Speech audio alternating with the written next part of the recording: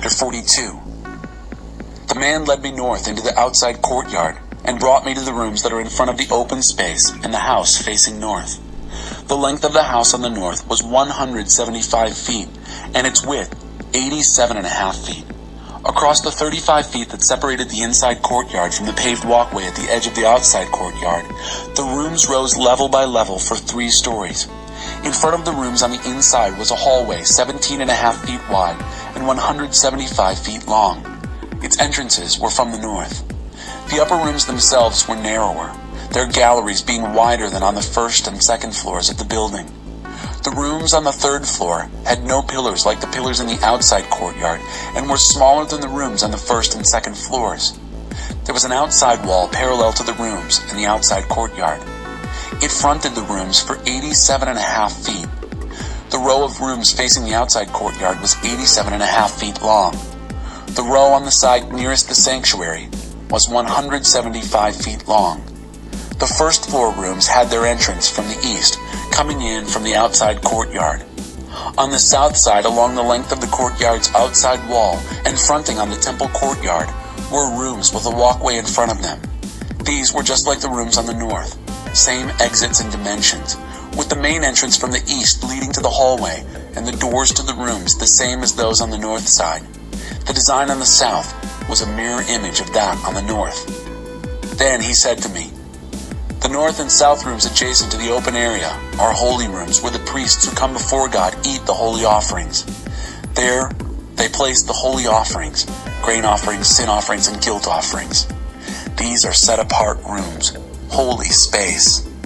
After the priests have entered the sanctuary, they must not return to the outside courtyard and mingle among the people until they change the sacred garments in which they minister and put on their regular clothes." After he had finished measuring what was inside the temple area, he took me out the east gate and measured it from the outside. Using his measuring stick, he measured the east side, 875 feet. He measured the north side, 875 feet. He measured the south side, 875 feet. Last of all, he went to the west side and measured it, 875 feet. He measured the wall on all 4 sides. Each wall was 875 feet. The walls separated the holy from the ordinary. Chapter 43. The meaning of the temple. The man brought me to the east gate. Oh, the bright glory of the God of Israel rivered out of the east, sounding like the roar of floodwaters, and the earth itself glowed with the bright glory. It looked just like what I had seen when he came to destroy the city, exactly like what I had seen earlier at the Kibar River. And again I fell, face to the ground. The bright glory of God poured into the temple through the east gate. The Spirit put me on my feet and led me to the inside courtyard, and oh, the bright glory of God filled the temple. I heard someone speaking to me from inside the temple while the man stood beside me. He said, "Son of man, this is the place for my throne, the place I'll plant my feet. This is the place where I'll live with the Israelites forever. Neither the people of Israel nor their kings will ever again drag my holy name through the mud with their whoring and the no-God idols their kings set up at all the wayside shrines. When they set up their worship shrines right alongside mine, with only a thin wall between them, they dragged my holy name through the mud with their obscene and vile worship. Is it any wonder that I destroyed them in anger? So let them get rid of their whoring ways and the stinking no-God idols introduced by their kings, and I'll move in and live with them forever. Son of man, tell the people of Israel all about the temple, so they'll be dismayed by their wayward lives. Get them to go over the layout. That will bring them up short. Show them the whole plan of the temple, its ins and outs, the proportions, the regulations, and the laws. Draw a picture so they can see the design and meaning and live by its design and intent. This is the law of the temple. As it radiates from the top of the mountain, everything around it becomes holy ground. Yes, this is law, the meaning of the temple. These are the dimensions of the altar using the long 21-inch ruler. The gutter at its base is 21 inches deep and 21 inches wide, with a 4-inch lip around its edge. The height of the altar is 3.5 feet from the base to the first ledge and 20 inches wide. From the first ledge to the second ledge, it is 7 feet high and 21 inches wide. The altar hearth is another 7 feet high. 4 horns stick upward from the hearth, 21 inches high. The top of the altar, the hearth, is square, 21 by 21 feet. The upper ledge is also square, 24.5 feet on each side, with a 10.5-inch lip and a 21-inch wide gutter all the way around. The steps of the altar ascend from the east. Then the man said to me, "Son of man, God the Master says, these are the ordinances for conduct at the altar when it is built, for sacrificing burnt offerings and sprinkling blood on it. For a sin offering, give a bull to the priests, the Levitical priests who are from the family of Zadok, who come into my presence to serve me. Take some of its blood and smear it on the 4 horns of the altar that project from the 4 corners of the top ledge and all around the lip. That's to purify the altar and make it fit for the sacrifice. Then take the bull for the sin offerings and burn it in the place set aside for this in the courtyard outside the sanctuary. On the second day, offer a male goat without blemish for a sin offering. Purify the altar, the same as you purified it for the bull. Then, when you have purified it, offer a bull without blemish and a ram without blemish from the flock. Present them before God. Sprinkle salt on them and offer them as a burnt offering to God. For 7 days, prepare a goat for a sin offering daily, and also a bull and a ram from the flock, animals without blemish. For 7 days, the priests are to get the altar ready for its work, purifying it. This is how you dedicate it. After these 7 days of dedication, from the 8th day on, the priests will present your burnt offerings and your peace offerings, and I'll accept you with pleasure, with delight. Decree of God, the Master.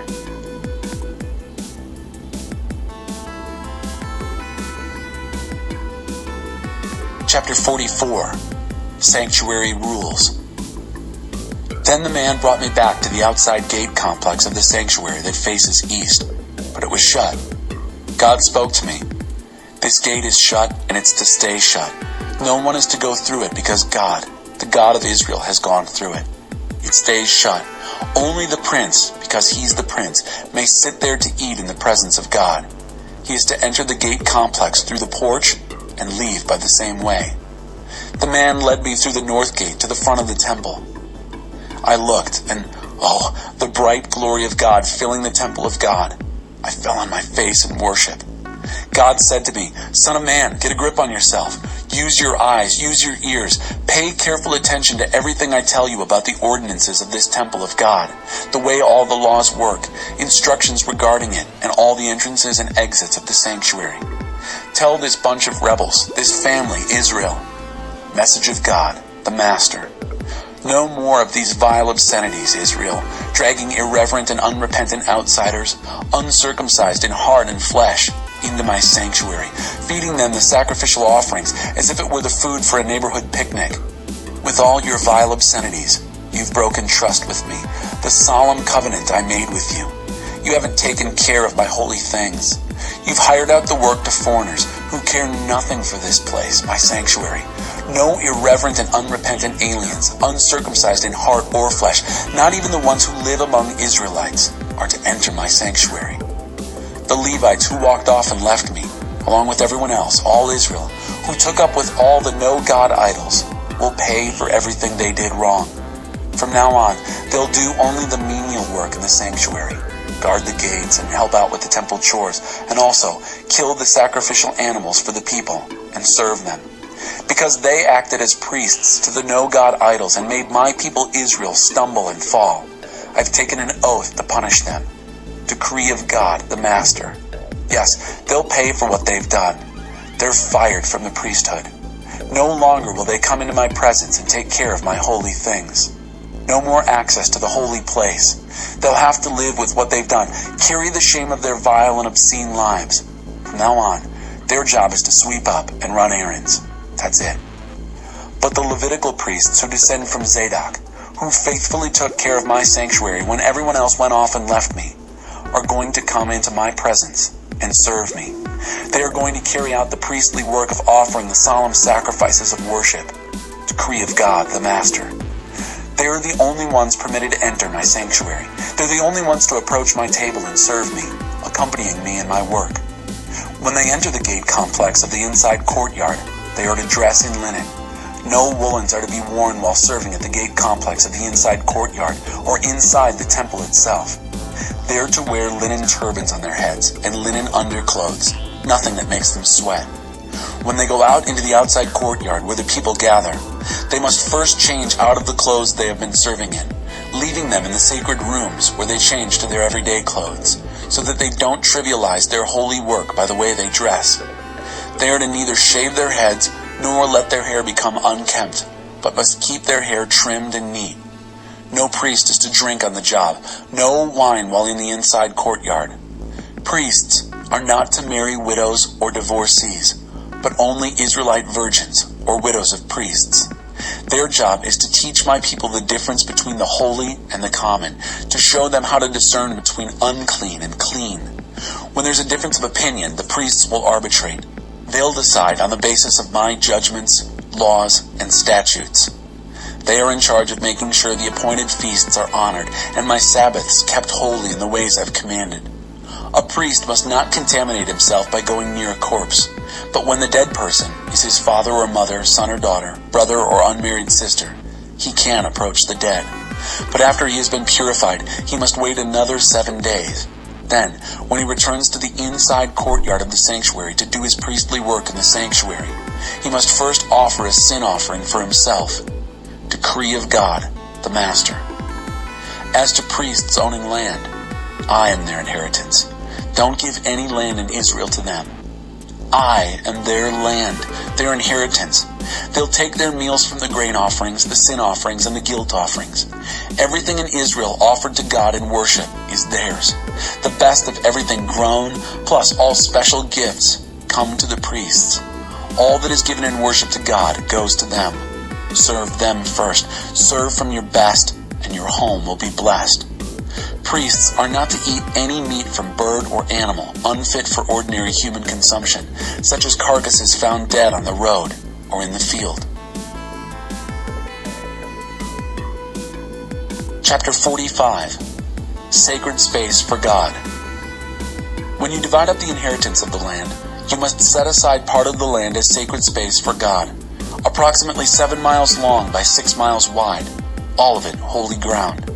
Within this rectangle, reserve a 750-foot square for the sanctuary with a 75-foot buffer zone surrounding it. Mark off within the sacred reserve a section 7 miles long by 3 miles wide. The sanctuary, with its Holy of Holies, will be placed there. This is where the priests will live, those who lead worship in the sanctuary and serve God there. Their houses will be there along with the holy place. To the north of the sacred reserve, an area roughly 7 miles long and 2¼ miles wide will be set aside as land for the villages of the Levites, who administer the affairs of worship in the sanctuary. To the south of the sacred reserve, measure off a section 7 miles long and about 1.5 miles wide for the city itself, an area held in common by the whole family of Israel. The prince gets the land abutting the 7-mile east and west borders of the central sacred square, extending eastward toward the Jordan and westward toward the Mediterranean. This is the prince's possession in Israel. My princes will no longer bully my people, running roughshod over them. They'll respect the land as it has been allotted to the tribes. This is the message of God, the Master. I've put up with you long enough, princes of Israel. Quit bullying and taking advantage of my people. Do what's just and right for a change. Use honest scales, honest weights, and honest measures. Every pound must have 16 ounces. Every gallon must measure 4 quarts. The ounce is the basic measure for both. And your coins must be honest. No wooden nickels. Everyone in the land must contribute. These are the prescribed offerings you are to supply. 1/60th part of your wheat, 1/60th part of your barley, 100th part of your oil, 1 sheep out of every 200 from the lush pastures of Israel. These will be used for the grain offerings, burnt offerings, and peace offerings for making the atonement sacrifices for the people. Decree of God, the Master. Everyone in the land must contribute to these special offerings that the prince in Israel will administer. It's the prince's job to provide the burnt offerings, grain offerings and drink offerings at the holy festivals, the new moons, and the Sabbaths, all the commanded feasts among the people of Israel.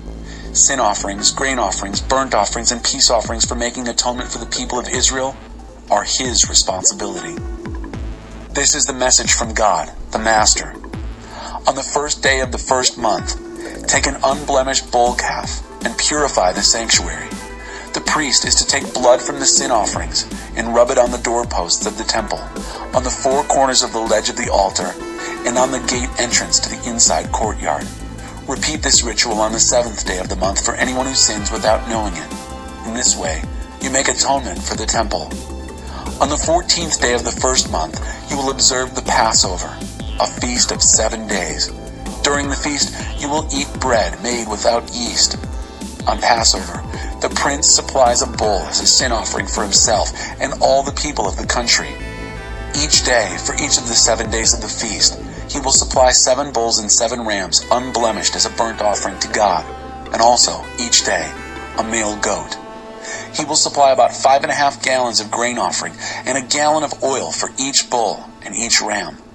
On the 15th day of the 7th month, and on each of the 7 days of the feast, he is to supply the same materials for sin offerings, burnt offerings, grain offerings, and oil.